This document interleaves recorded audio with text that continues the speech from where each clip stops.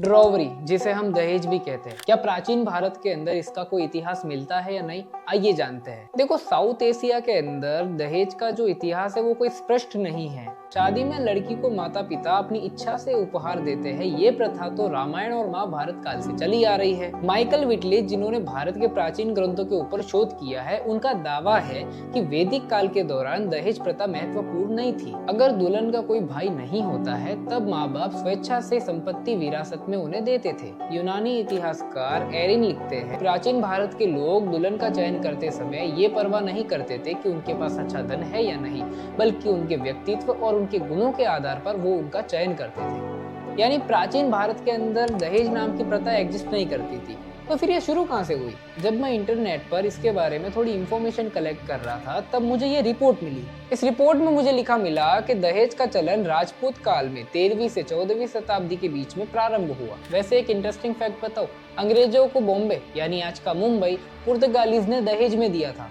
वैसे वर्तमान भारत में कई राज्यों के अंदर दहेज का प्रचलन है। भारत में दहेज प्रथा को रोकने के लिए कई कानून बने हुए हैं। उनमें से एक है दहेज अधिनियम 1961। एनसीआरबी की रिपोर्ट के मुताबिक 2022 में दहेज हत्या के 6450 मामले दर्ज किए गए।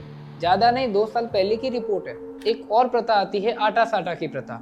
राजस्थान में इसका बहुत अच्छा चलन है। जिन्हें नहीं पता वो समझो। मान लो किसी लड़के की शादी किसी लड़की के साथ तय हो गई है, तो लड़के वालों की तरफ से किसी लड़के की शादी होने वाले पति की बहन से कर दी जाती है। इसे ही आटा साटा कहते हैं। इसमें लड़के लड़कियों को पसंद ना पसंद करने का कोई अवसर नहीं मिलता। कई मामलों में तो ये आटा साटा बचपन में तय हो जाता है, या फिर किसी माँ की गर्भ में, या फिर किसी कम उम्र के लड़की की शादी किसी दुगने उम्र वाले लड़के के साथ कर दी जाती है। जागरण ने एक रिपोर्ट पब्लिश की जिसके अंदर नागौर की 21 साल की सुमन चौधरी ने सुसाइड नोट लिखकर आत्महत्या कर दी, और सुसाइड नोट में उस लड़की ने आटा साटा को वजह बताया। आप इस चीज को समझो कि हमें प्रथाएं चलानी है, परंपरा चलानी है, ना कि ऐसी कुप्रथाएं। देखो, कुछ प्रथाएं तो इतनी अच्छी होती है कि क्या कहना, और कुछ प्रथाओं के तो हाथ पांव ही नहीं होते।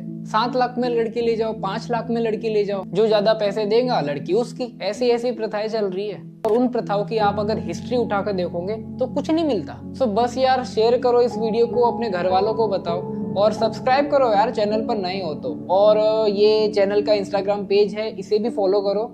और मैं मिलता हूँ तुम्हें किसी नई हिस्ट्री एजुकेशनल वीडियो पर। तब तक के लिए